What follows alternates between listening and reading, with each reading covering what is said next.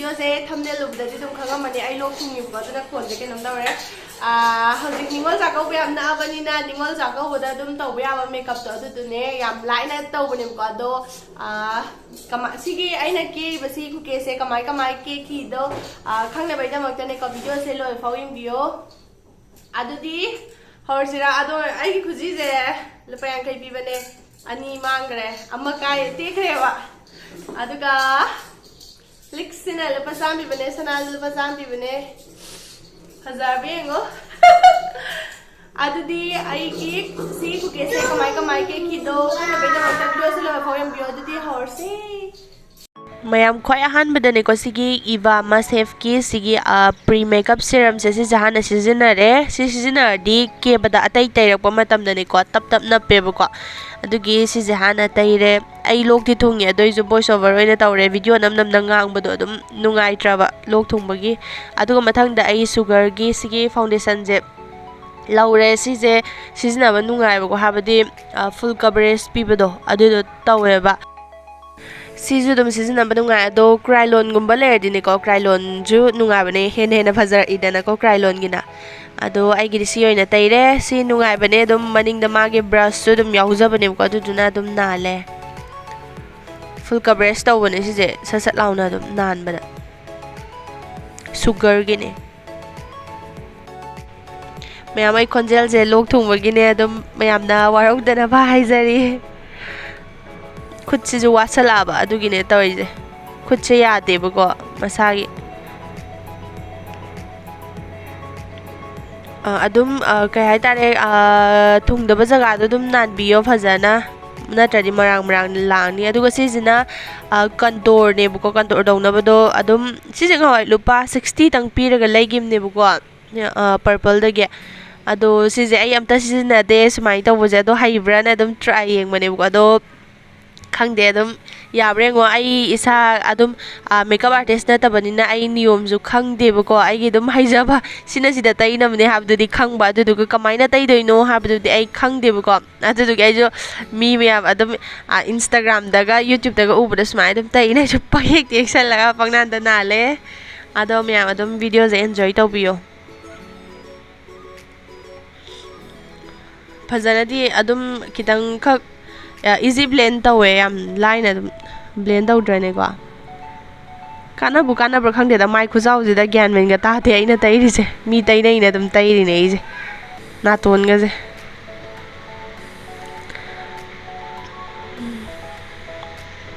aduga sigi foundation na ingak ta tai de ngak se mura lai re ba ko masai je dum ai ambo mi ni na ngak se tonga ta lai re adu na foundation kitang ta sang ga taw ne na tra di viral mu chani ba se loire ngaksu foundation station ba dudi pisum ya se pisum ji yek da hana mage turi do du na hana nan thokjare ba du ga sije tani age make nakli make ki keno je pisum yek na bajina ai ta seng na ba ai pisum yek pasu hai te duga ai gi keno ji ju turi hai du ra khang disi ju nungai te ba ko adu pisum ji ju thi bane ba yamna adu du gi ai je yek phom khang da pa ek tek sale yek salaga tap tai chaw lai thokra bane mi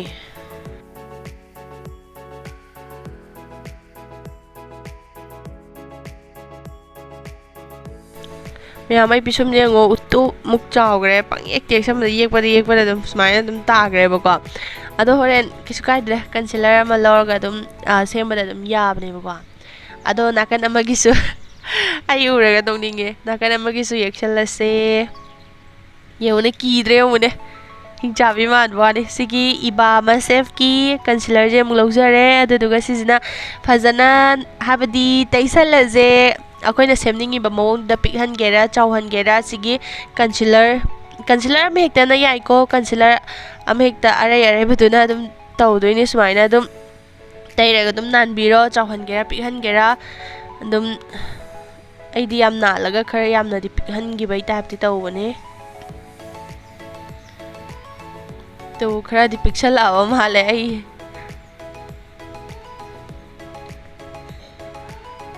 ꯃꯥꯏ ꯂꯣꯏꯔꯦ ꯄꯤꯁꯨꯝꯗꯤ ꯃꯥꯟꯅꯗꯕꯒꯤ ꯄꯤꯁꯨꯝ ꯌꯥꯝ ꯊꯤꯕꯅꯦꯕꯀꯣ ꯑꯗꯨꯗꯨꯏꯅꯤ ꯃꯌꯥꯝ ꯑꯗꯣ ꯑꯃꯁꯤꯁꯨ ꯂꯣꯏꯔꯦ ꯄꯨꯂꯞ ꯑꯗꯣ ꯑꯩ ꯍꯧꯖꯤꯛ ꯑꯥꯏꯁꯦꯗꯣ ꯊꯥꯔꯅꯤ ꯑꯥꯏꯁꯦꯗꯣꯁꯦ ꯊꯥꯏꯅꯒꯤ ꯋꯥꯔ ꯃꯃꯥꯡꯒꯤꯗꯨꯅꯦꯕꯀꯣ ꯑꯗꯣ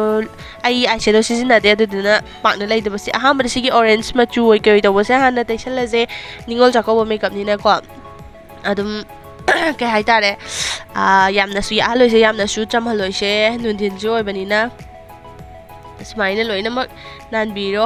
ꯑꯩ ꯍꯥꯟꯅ ꯅꯥꯜꯂꯦꯀꯣ ꯁꯨꯃꯥꯏꯅ ꯑꯗꯨꯝ ꯃꯌꯥꯝꯅ ꯀꯦꯅꯤꯡꯕ ꯇꯥꯔꯒꯁꯨ ꯁꯨꯃꯥꯏꯅ ꯑꯗꯨꯝ ꯅꯥꯟꯕꯤꯔꯣ ꯑꯍꯥꯟꯕꯗ ꯕ꯭ꯔꯁꯀꯁꯦ ꯁꯤꯅ ꯇꯩꯗꯣꯏꯔꯥ ꯀꯩꯅꯣ ꯃꯊꯣꯡ ꯃꯔꯝꯇ ꯈꯪꯗꯕꯅꯦ ꯃꯤꯈꯥꯁꯨ ꯑꯗꯨꯝ ꯌꯥꯎꯁꯟꯕꯤꯌꯣ ꯑꯗꯨꯝ ꯅꯥꯟꯕꯤꯌꯣ ꯃꯤꯠꯁꯦ ꯈꯨꯕꯅꯤꯅꯅꯦꯀꯣ ꯍꯣꯔꯦꯟ ꯑꯗꯨꯝ ꯀꯩꯅꯣ ꯃꯈꯥꯁꯨ ꯇꯩꯗꯧ ꯂꯩꯔꯝꯃꯦ ꯑꯗꯨꯒ ꯀꯥꯆꯤꯟꯁꯦ ꯈꯤꯇꯪꯈꯛ ꯃꯨꯁꯟꯕ ꯕ꯭ꯔꯥꯎꯟ ꯑꯣꯏ ꯀꯩ ꯑꯣꯏ ꯇꯧꯕ ꯍꯥꯏꯇꯥꯔꯦꯅꯦ ꯁꯤꯁꯦ ꯑꯣꯏꯅ ꯈꯤꯇꯪ ꯑꯃꯨꯛ ꯅꯥꯟꯖꯟꯕꯤꯔꯣꯕꯀꯣ ꯇꯩꯔꯀꯥꯟꯗ ꯁꯨꯃꯥꯏꯅꯅꯦꯀꯣ ꯀꯩ ꯍꯥꯏꯇꯥꯔꯦ ꯕ꯭ꯔꯥꯎꯟ ꯗꯥꯏꯔꯦꯛ ꯕ꯭ꯔꯥꯎꯟꯗꯤ ꯅꯠꯇꯦ ꯑꯉꯥꯡꯕꯗ ꯀꯩ ꯍꯥꯏꯇꯥꯔꯦ ꯑꯉꯥꯡꯕꯗ ꯃꯨꯁꯟꯕ ꯑꯗꯨꯒꯨꯝꯕ ꯑꯣꯏꯗꯣꯏꯅꯦꯀꯣ ꯇꯩꯔꯀꯥꯟꯗꯗꯤ ꯗꯥꯏꯔꯦꯛ ꯑꯣꯏꯅ ꯇꯥꯗꯦ ꯁꯨꯃꯥꯏꯅ ꯇꯥꯏꯕꯀꯣ ꯈꯅꯥꯎꯁꯦ ꯌꯥꯗ꯭ꯔꯦ ꯃꯌꯥꯝ ꯀꯩꯁꯨꯝ ꯈꯟꯕꯤꯒꯅꯣ ꯂꯣꯛ ꯊꯨꯡꯕꯩꯅꯦ ꯑꯗꯣ ꯁꯨꯃꯥꯏꯅ ꯑꯗꯨꯝ ꯃꯇꯥꯏꯗꯣ ꯀꯩ ꯍꯥꯏꯇꯥꯔꯦ ꯀꯩ ꯀꯧꯕꯅꯣ ꯈꯪꯗꯦ ꯇꯩꯁꯟꯕꯤꯔꯣ ꯑꯗꯨꯝ ꯍꯥꯏꯔꯒꯦ ꯇꯩꯁꯟꯕꯤꯔꯣ ꯃꯇꯥꯏꯗ ꯈꯤꯇꯪ ꯌꯥꯛꯂꯞ ꯂꯩꯕꯁꯦ ꯐꯖꯕꯅꯦꯕꯀꯣ ꯑꯩꯒꯤ ꯑꯣꯏꯅꯗꯤ ꯐꯖꯩ ꯑꯗꯣ ꯃꯌꯥꯝꯒꯤꯗꯤ ꯈꯪꯗꯦꯀꯣ ꯑꯗꯨꯝ ꯀꯣꯃꯦꯟꯇ ꯑꯗꯨꯝ ꯍꯥꯏꯕꯤꯔꯝꯃꯣ ꯑꯁꯣꯏ ꯑꯔꯥꯛ ꯌꯥꯎꯔꯁꯨ ꯁꯨꯃꯥꯏꯅ ꯇꯧꯔꯅꯤ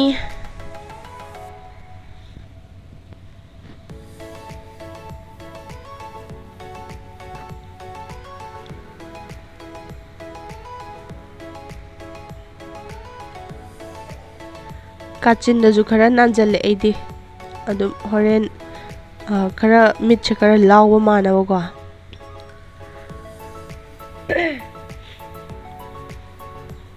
ꯁꯤꯗ ꯂꯩꯔꯦ ꯍꯧꯖꯤꯛꯀꯤꯗꯣ ꯑꯗꯨꯗꯨꯒ ꯃꯊꯪꯁꯤꯅꯅꯦꯀꯣ ꯀꯩꯅꯣ ꯇꯧꯁꯦ ꯍꯥꯏꯕꯗꯤ ꯃꯌꯥꯏꯁꯤꯗ ꯑꯔꯪꯕꯤ ꯑꯃ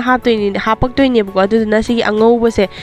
ꯃꯌꯥꯝꯅ ꯀꯟꯁꯤꯂꯔ ꯇꯩꯒꯦꯁꯨ ꯌꯥꯏꯀꯣ ꯑꯗꯣ ꯑꯩꯗꯤ ꯁꯤꯒꯤ ꯑꯥꯏꯁꯦꯗꯣꯒꯤꯗ ꯌꯥꯎꯕ ꯑꯉꯧꯕ ꯃꯆꯨꯁꯦ ꯑꯁꯤꯁꯦ ꯑꯣꯏꯅ ꯇꯧꯔꯦꯕꯀꯣ ꯑꯁꯤ ꯈꯔ ꯇꯩꯁꯟꯕꯤꯔꯣ ꯍꯥꯏꯕꯗꯤ ꯑꯩꯈꯣꯏꯅ ꯁꯪꯅꯤꯡꯉꯤꯕ ꯃꯆꯨꯗꯣ ꯑꯗꯨꯗꯣ ꯗꯥꯏꯔꯦꯛ ꯇꯥꯅꯕꯒꯤꯗꯃꯛꯇꯅꯦ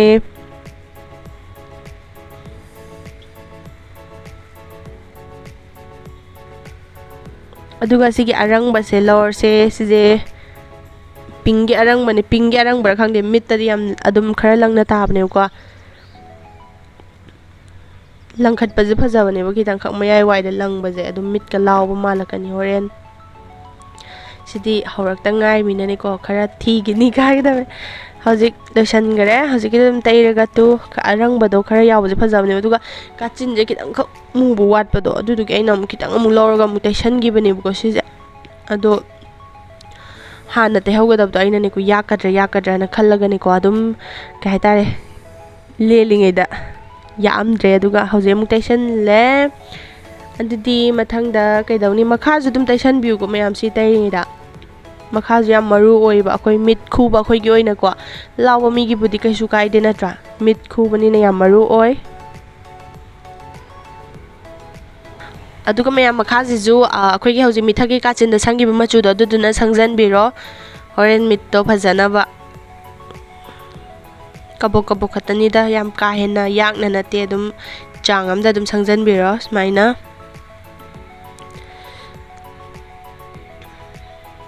ꯍꯧꯖꯤꯛ ꯂꯣꯏꯔꯦ ꯑꯗꯨꯗꯤ ꯃꯊꯪꯁꯤꯗꯤ ꯑꯥꯏꯂꯥꯏꯅꯔ ꯌꯦꯛꯑꯅꯤ ꯑꯩ ꯃꯃꯥ ꯑꯥꯔꯠꯀꯤꯁꯦ ꯑꯣꯏꯅ ꯌꯦꯛꯑꯒꯦ ꯁꯤ ꯌꯥꯝ ꯅꯨꯡꯉꯥꯏ ꯑꯩꯗꯤ ꯃꯅꯤꯡꯂꯣꯝꯗꯒꯤꯅꯦꯀꯣ ꯍꯥꯟꯅ ꯌꯦꯛꯑꯦ ꯁꯨꯃꯥꯏꯅ ꯑꯗꯨꯝ ꯑꯥꯏꯂꯥꯏꯅꯔꯁꯦ ꯍꯩꯖꯕꯤꯅꯤꯀꯣ ꯌꯦꯛꯏꯁꯦ ꯃꯤ ꯈꯔ ꯑꯃꯅ ꯃꯅꯨꯡꯂꯣꯝꯗꯒꯤ ꯆꯤꯡꯊꯣꯔꯛꯄ ꯍꯩꯅꯩ ꯑꯩꯅ ꯃꯄꯥꯟꯂꯣꯝꯗꯒꯤ ꯆꯤꯡꯁꯤꯜꯂꯛꯄ ꯍꯩꯅꯩ ꯑꯗꯨꯒ ꯀꯕꯣꯛ ꯑꯃꯨꯛ ꯌꯦꯛꯁꯟꯖꯔꯦ ꯁꯨꯃꯥꯏꯅ ꯍꯣꯔꯦꯟ ꯄꯥꯅꯞꯄꯗꯅꯦꯀꯣ ꯀꯩ ꯍꯥꯏꯇꯥꯔꯦ ꯇꯣꯉꯥꯟ ꯇꯥꯗꯅꯕ ꯍꯥꯏꯇꯥꯔꯦ ꯑꯗꯨꯒꯤꯅꯦ ꯂꯣꯏꯔꯦ ꯅꯥꯀꯟ ꯅꯥꯝꯃꯗꯤ ꯁꯨꯃꯥꯏꯅ ꯑꯗꯨꯝ ꯂꯣꯏꯔꯒꯦ ꯃꯤꯠ ꯈꯨꯕꯒꯤꯅꯤꯀꯣ ꯌꯥꯝ ꯁꯥꯡꯍꯜꯂꯤꯁꯦ ꯃꯤꯠꯁꯦ ꯈꯨꯗꯕ ꯑꯣꯏꯔꯗꯤ ꯈꯨꯔꯒ ꯄꯤꯛꯄꯅꯦꯕꯀꯣ ꯑꯗꯨꯒꯤꯅꯦ ꯁꯥꯡꯍꯜꯂꯤꯁꯦ ꯑꯗꯣ ꯑꯩꯗꯤ ꯃꯤꯠꯀꯤ ꯃꯈꯥ ꯑꯁꯤꯁꯦ ꯀꯩ ꯀꯧꯕꯅꯣ ꯈꯪꯗꯦ ꯑꯁꯤꯁꯤꯗ ꯑꯁꯨꯃꯥꯏꯅ ꯆꯤꯡꯗꯕꯁꯦ ꯁꯤꯁꯦꯅ ꯄꯥꯝꯖꯩꯕꯀꯣ ꯍꯥꯏꯗꯤ ꯃꯤꯠ ꯈꯨꯕ ꯃꯤꯠ ꯄꯤꯛꯄ ꯑꯩꯈꯣꯏꯗꯤ ꯑꯁꯨꯃꯥꯏꯅ ꯁꯥꯡꯊꯔꯒ ꯌꯦꯛꯄꯗꯅꯦꯀꯣ ꯃꯤꯠ ꯂꯥꯎꯊꯣꯛꯄ ꯃꯤꯠꯁꯦ ꯁꯥꯡꯇꯣꯛꯄ ꯃꯥꯜꯂꯦꯕꯀꯣ ꯑꯗꯨꯗꯨꯒꯤꯗꯃꯛꯇ ꯑꯩꯅ ꯁꯨꯃꯥꯏꯅ ꯃꯈꯥꯁꯦ ꯆꯤꯡꯊꯔꯒ ꯌꯦꯛꯆꯕꯅꯦ ꯑꯥꯏꯂꯥꯏꯅꯔꯒꯤ ꯊꯧꯔꯝ ꯂꯣꯏꯈ꯭ꯔꯦ ꯑꯥꯏ ꯁ꯭ꯇꯦꯞ ꯑꯃꯨꯛ ꯅꯞꯄꯁꯤ ꯃꯌꯥꯝ ꯑꯩ ꯃꯃꯥꯡꯒꯤ ꯚꯤꯗꯤꯑꯣꯗꯁꯨ ꯑꯗꯨꯝ ꯁꯤꯖꯤꯟꯅꯕ ꯑꯥꯏ ꯁ꯭ꯇꯦꯞꯇꯨꯅꯦ ꯁꯤꯁꯤꯅ ꯑꯗꯨꯝ ꯅꯨꯡꯉꯥꯏꯕꯀꯣ ꯃꯤꯠꯁꯦ ꯈꯪꯗꯦ ꯁꯤ ꯂꯩꯕꯒꯤ ꯑꯩ ꯁꯔꯖꯔꯤ ꯇꯧꯒꯦꯅ ꯈꯜꯂꯝꯕꯁꯦ ꯑꯃꯨꯛ ꯇꯧꯔꯔꯣꯏ ꯑꯃꯨꯛ ꯈꯜꯂꯦ ꯒ꯭ꯌꯥꯟ ꯇꯥꯗꯦ ꯅꯞꯄ ꯂꯣꯏꯔꯦ ꯍꯧꯖꯤꯛ ꯁꯤꯁꯦ ꯌꯥꯝ ꯅꯨꯡꯉꯥꯏꯕ ꯅꯞꯄꯗꯀꯣ ꯑꯗꯣ ꯄꯥꯁꯦ ꯁꯤꯁꯤꯅꯦ ꯃꯌꯥꯝꯅ ꯀꯔꯝꯕꯅꯣꯅ ꯍꯪꯕꯗꯣ ꯁꯤꯁꯦ ꯅꯞꯄꯦ ꯑꯗꯨꯒ ꯒꯝꯅ ꯁꯤ ꯁꯤꯖꯤꯟꯅꯔꯦ ꯍꯥꯏꯕꯗꯤ ꯄꯥꯁꯦ ꯂꯨꯄꯥ 250 ꯈꯛꯇ ꯄꯤꯕꯅꯦ 100-150 ꯁꯨꯃꯥꯏꯅ ꯄꯤꯕꯅꯦ ꯈꯪꯗꯦ ꯑꯗꯣ ꯒꯝꯁꯦ ꯁꯤꯁꯨ ꯅꯨꯡꯉꯥꯏ ꯍꯥꯏꯕꯗꯤ ꯅꯥꯟꯊꯣꯛꯇꯦꯕꯀꯣ ꯑꯗꯣ ꯄꯥꯁꯦ ꯅꯞꯁꯟꯈꯔꯦ ꯄꯥꯁꯦ ꯑꯩꯗꯤ ꯑꯆꯧꯕ ꯅꯞꯅꯤꯡꯕꯅꯦ ꯀꯩꯁꯨ ꯀꯥ ꯍꯦꯟꯅ ꯑꯆꯧꯕ ꯑꯣꯏꯗ꯭ꯔꯦꯕꯀꯣ ꯂꯣꯏꯈ꯭ꯔꯦꯕ ꯍꯥꯟꯅ ꯃꯃꯥꯡꯒꯤꯗꯣ ꯁꯤꯅ ꯑꯃꯨꯛ ꯍꯟꯗꯛ ꯌꯨꯝꯗ ꯊꯣꯛꯄꯗ ꯂꯩꯔꯛꯄꯅꯦ ꯕꯖꯥꯔꯗꯒꯤ ꯀꯥ ꯍꯦꯟꯅ ꯆꯥꯎꯕ ꯑꯣꯏꯗ꯭ꯔꯦ ꯑꯗꯣ ꯑꯩ ꯄꯦꯟꯗꯕꯒꯤꯗꯃꯛꯇ ꯑꯩꯅ ꯃꯥꯁꯀꯔꯥ ꯑꯃꯨꯛ ꯁꯪꯖꯤꯟꯒꯅꯤ ꯃꯥꯁꯀꯔꯥ ꯈꯔ ꯁꯪꯖꯜꯂꯦ ꯃꯥꯁꯀꯔꯥ ꯁꯪꯖꯟꯕꯅ ꯑꯃꯨꯛ ꯂꯨꯝ ꯂꯥꯎꯍꯟꯕꯗꯣ ꯎꯕꯗ ꯑꯗꯨꯗꯣ ꯇꯧꯋꯦꯕꯀꯣ ꯑꯗꯨꯒꯤꯅꯦ ꯍꯥꯏꯕꯗꯤ ꯑꯩ ꯄꯥꯁꯦ ꯌꯥꯝ ꯄꯤꯛꯄꯩ ꯋꯥꯈꯜꯗ ꯈꯟꯖꯩꯕꯀꯣ ꯃꯃꯥꯡꯗ ꯑꯆꯧꯕ ꯍꯥꯞꯈꯤꯕꯅꯤꯅꯀꯣ ꯑꯅꯤ ꯂꯣꯜꯂꯒ ꯍꯥꯞꯄꯁꯨ ꯍꯦꯛ ꯊꯥꯔꯒ ꯈꯪꯗꯦ ꯃꯤꯠ ꯃꯈꯥꯗ ꯐꯖꯔꯣꯏꯗꯣꯏꯕ ꯄꯥꯗꯗꯤ ꯐꯖꯔꯁꯨꯀꯣ ꯑꯗꯨꯅ ꯑꯩꯒꯤ ꯃꯈꯥꯁꯦ ꯃꯤꯠꯂꯥꯎ ꯃꯥꯟꯅꯕ ꯑꯩ ꯀꯥꯖꯜ ꯃꯝꯍꯥꯔꯠꯀꯤ ꯀꯥꯖꯜꯅ ꯑꯗꯨꯝ ꯌꯦꯛꯁꯟꯖꯔꯦ ꯁꯨꯃꯥꯏꯅ ꯃꯤꯈꯥꯁꯦ ꯀꯩ ꯀꯧꯒꯦ ꯁꯤꯕꯣ ꯀꯩ ꯀꯧꯕꯅꯣ ꯈꯪꯗꯦꯗ ꯑꯗꯨꯝ ꯎꯔꯒ ꯑꯗꯨꯝ ꯈꯪꯕꯤꯔꯅꯤꯀꯣ ꯃꯌꯥꯝ ꯑꯁ꯭ꯋꯥꯏꯗ ꯑꯗꯨꯝ ꯌꯦꯛꯁꯟꯖꯔꯦ ꯍꯥꯏꯇꯥꯔꯦ ꯃꯤꯠꯀꯤ ꯁꯨꯃꯥꯡꯂ ꯈꯪꯗꯦ ꯑꯩꯁꯨ ꯑꯗꯣ ꯁꯤꯅꯦ ꯑꯗꯨꯗꯤ ꯑꯁꯤ ꯃꯆꯨꯁꯤꯅ ꯕ꯭ꯂꯁ ꯍꯥꯏꯖꯤꯜꯂꯁꯦ ꯑꯩꯒꯤ ꯕ꯭ꯂꯁꯇꯣ ꯀꯥꯏ ꯊꯝꯈ꯭ꯔꯕꯅꯣ ꯈꯪꯗ꯭ꯔꯕ ꯉꯔꯥꯡꯁꯦ ꯊꯤꯕꯗꯣꯀꯣ ꯚꯤꯗꯤꯑꯣꯁꯦ ꯍꯥꯊꯨ ꯅꯝꯕꯅꯦꯕꯀꯣ ꯏꯁꯥ ꯅꯨꯡꯉꯥꯏꯇꯕꯗꯨꯗ ꯊꯤꯗ꯭ꯔꯦ ꯁꯤꯅ ꯑꯗꯨꯝ ꯇꯧꯔꯒꯦ ꯑꯩ ꯃꯃꯥꯡꯗ ꯕ꯭ꯂꯁ ꯂꯩꯗ꯭ꯔꯤꯉꯩꯗ ꯁꯤ ꯑꯗꯨꯝ ꯁꯤꯖꯤꯟꯅꯩꯗ ꯑꯗꯣ ꯕ꯭ꯂꯁ ꯂꯩꯕꯗꯒꯤ ꯀꯌꯥ ꯑꯥꯏꯁꯦꯗꯣꯁꯦ ꯄꯨꯊꯣꯛꯈꯤꯗꯕꯩ ꯋꯥꯅꯦꯕꯀꯣ ꯑꯗꯣ ꯁꯤꯗ ꯂꯩꯔꯦ ꯑꯗꯨꯝ ꯐꯖꯕꯅꯦ ꯑꯥꯏꯁꯦꯗꯣꯗ ꯃꯆꯨ ꯂꯣꯏꯅꯃꯛ ꯌꯥꯎꯕꯅꯦ ꯑꯩꯈꯣꯏꯒꯤ ꯃꯥꯏꯗ ꯄꯥꯎꯗꯔ ꯊꯥꯕ ꯌꯥꯕ ꯃꯆꯨ ꯀꯩꯀꯥ ꯂꯣꯏ ꯌꯥꯎꯕꯅꯦ ꯑꯗꯣ ꯁꯤꯁꯤꯅ ꯅꯥꯇꯣꯟ ꯁꯦꯝꯗꯣꯏꯅꯦ ꯅꯥꯇꯣꯟꯁꯦ ꯑꯩ ꯅꯥꯇꯣꯟ ꯌꯥꯝ ꯊꯤꯕꯅꯦꯀꯣ ꯑꯗꯨꯅ ꯈꯤꯇꯪꯗ ꯑꯣꯏꯔꯁꯨ ꯅꯥꯜꯍꯧꯗ꯭ꯔꯗꯤ ꯌꯥꯗꯦꯕꯀോ ꯍꯥꯏꯕꯗꯤ ꯌꯥꯝ ꯊꯤꯕꯗꯣ ꯍꯪꯉꯣꯏ ꯐꯝꯕ ꯃꯥꯟꯕꯅꯦꯕꯀꯣ ꯑꯗꯨꯅ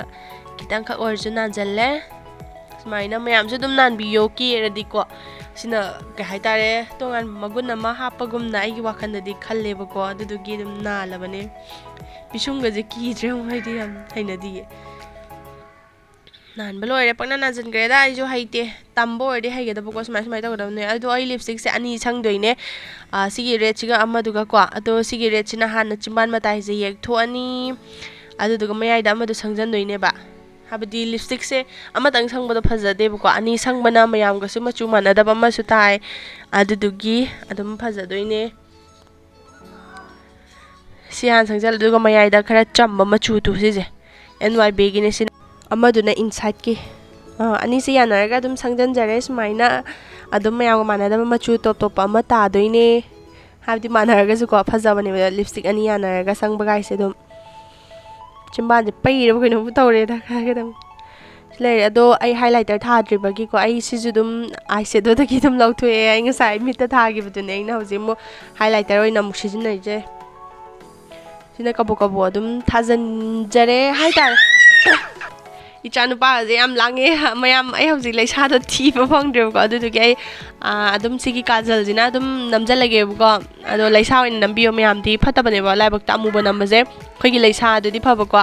ꯂꯩꯁꯥꯗꯨꯗꯤ ꯂꯩꯕꯥꯛꯅꯤꯗꯅꯀꯣ ꯁꯤꯒꯨꯝꯕ ꯑꯃꯨ ꯑꯔꯥꯛ ꯀꯩꯀꯥꯁꯤꯗꯤ ꯑꯗꯨꯝ ꯈꯪꯗꯦ ꯐꯠꯇꯦ ꯀꯥꯏꯅ ꯍꯥꯏꯅꯕꯅꯦꯕꯀோ ꯑꯗꯣ ꯉꯁꯤꯒꯤꯗꯤ ꯚꯤꯗꯤꯑꯣꯅꯤ나 ꯑꯗꯨꯝ ꯅꯝꯖꯟꯖꯔꯦ ꯑꯗꯣ ꯆꯥꯛꯀꯧꯕ ꯆꯠꯄꯗꯗꯤ ꯑꯩ ꯂꯩꯁꯥꯅ ꯅꯝꯒꯅꯤꯕꯀꯣ ꯁꯤꯗ ꯂꯣꯏꯔꯦ ꯃꯌꯥꯝ ꯈꯪꯗꯦ ꯐꯖꯩꯔꯥ ꯐꯖꯗ꯭ꯔꯤꯔꯥ ꯑꯗꯣ ꯑꯩ ꯁꯝ ꯅꯨꯡꯒ ꯑꯝꯇ ꯁꯦꯝꯈꯤꯒꯦ ꯑꯗꯨꯒ ꯎꯠꯂꯛꯑꯒꯦ ꯁꯤꯗꯅꯦꯕꯀꯣ ꯑꯩ ꯍꯧꯖꯤꯛꯀꯤ ꯑꯗꯨꯃꯥꯏꯅ ꯑꯗꯨꯝ ꯀꯦꯔꯤꯅꯦ ꯑꯗꯣ ꯀꯩꯁꯨ ꯂꯨꯕ ꯅꯠꯇꯦꯗꯅꯀꯣ ꯑꯗꯣ ꯃꯦꯀꯞꯁꯨ ꯀꯩꯁꯨ ꯆꯪꯗꯕꯅꯦꯕꯀꯣ ꯑꯩ ꯕ꯭ꯂꯁ ꯍꯥꯏꯕꯒꯁꯨ ꯑꯗꯨꯝ ꯑꯥꯏꯁꯦꯗꯣꯗꯩꯅꯤꯗꯅꯀꯣ ꯍꯥꯏꯗꯣ ꯍꯥꯏꯕꯗꯤ ꯀꯥꯏ ꯂꯩꯈ꯭ꯔꯃꯣ ꯈꯪꯗꯕ ꯂꯩꯈꯤꯕꯅꯦꯕꯀꯣ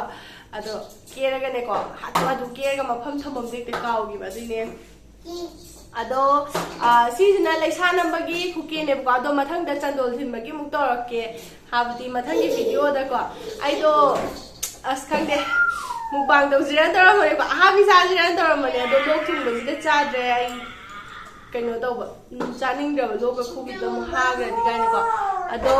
ꯂꯩꯁꯦ ꯀꯩꯅꯣꯅꯦ ꯑꯩꯈꯣꯏ ꯒꯥꯔꯗꯦꯟꯗ ꯁꯥꯠꯄ ꯉꯥꯛꯇꯅꯦ ꯇꯨ ꯁꯝꯁꯦ ꯁꯦꯝꯖꯟꯈ꯭ꯔꯕꯅꯤꯗ ꯑꯩꯅ ꯐꯖꯈ꯭ꯔꯦ ꯊꯤꯈ꯭ꯔꯦ ꯁꯝꯁꯦ ꯇꯦꯟꯕꯅꯤꯅ ꯁꯦꯝꯕ ꯌꯥꯗꯦꯕꯀꯣ ꯑꯗꯣ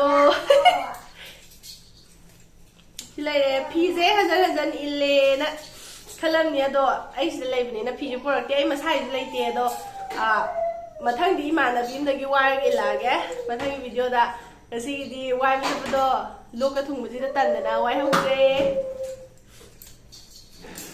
ꯈꯨꯖꯤ ꯂꯨꯄꯥ 50ꯒꯤꯅꯦ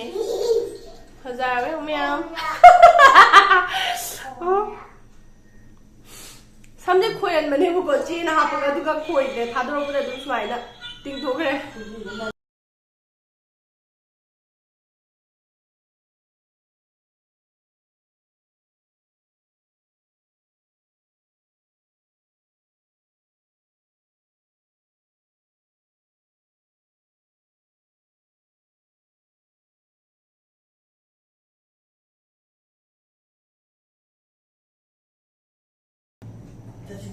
Githare duna makke sim duna ipam lam dam tamna ngai na chatkan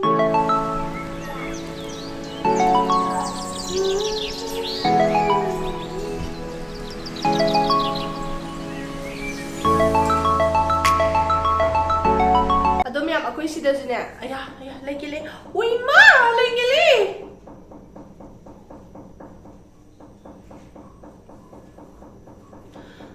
smart is po yung gimiyam habdi like is una ba ado miyam ko ko sida judum ningol jakaw budo tawni hai ba ko ado ai di hoji phawgi oina di ningol jakaw bude kaya kaino tawde interest like di habdi kaino khangde aina pamjabadi kaino do lagaw thaba diwali thaba do adu phangare khan bai di thamayam sa ningol jakaw bu yaw yaw do bai de ke su thoju ko ke khanjalu de ba ko itinina koi ne koi je mi ambudi lei ba ko ado diwali thawa da du ne bai nyam pam se ado diwali thawa phangaroi phangada ba ju kuire yam kuire ado mama se hi ju phangde ai sida la edana ko ado ai di hek hom da gi ningol ja ko ba hamba ga se ke su ya hau di ba ko ai delhi da chatling ida ga ado hojik chu dum yaw phangde diwali tha da ba kuire ai je yam diwali tha ninge ningol ja ko bodi ko ipam nak pani na kisum khande ba adum lagaw tha phang da ba kuire do mathang jahi da di soidana yaw ba ngam bo izage lagaw tha ba ju ningol ja ko ba su ado handa ki di yaw fangaroi adu di mayam gena dorge video se sai da loi sal lage khange da kuji ga de si ba da kuji ga de nail polish sangam ga sangam ba da video da loi saning dre da ise hanga to like ni ha ba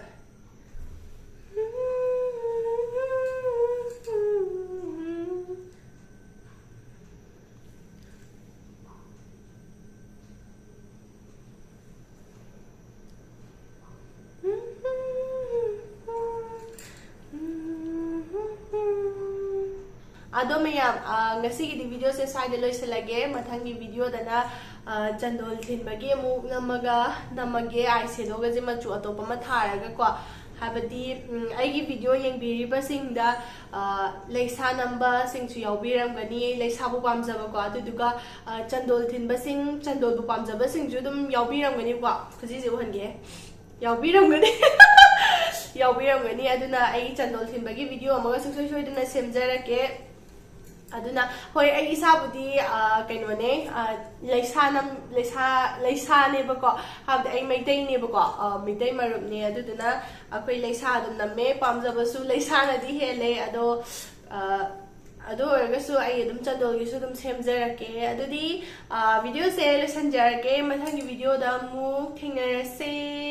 Chako mumangda chako bagi ke ba yaba makeup khara dum torake ba ko makeup ke video anam boina dum thaga charake adudi video se loi salage miyam bye full sexy da